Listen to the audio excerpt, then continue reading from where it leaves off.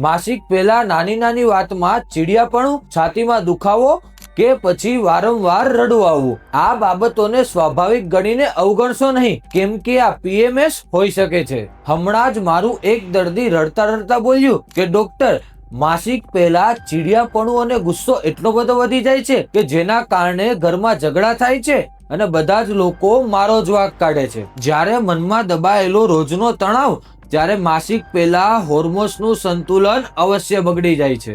જેવી રીતે કુકરની સીટી ના વાગે તો અંદરનું દબાણને કારણે વિસ્ફોટ થાય છે, તેવી જ રીતે મનની અંદર દબાવેલી આ બધી વાતોને કારણે PMS અથવા તો આવા બધા લક્ષણો પણ જોવા મળે છે. કે અશાંત મન તમારા શરીરને ક્યારેય પણ સાજું નથી થવા દેતું. સાવચેતી માટે મીઠું અને ચા કોફી ઘટાડો તેમજ પ્રાણાયામ શરૂ કરો. જો તમને પણ આવી કોઈ તકલીફ હોય તો આજે જ અમારો સંપર્ક કરો, કેમ કે હોમિયોપેથિક સારવારમાં શારીરિક અને માનસિક બંને પ્રકૃતિને સમજીને જળ મૂળથી ઈલાજ કરવામાં આવે છે.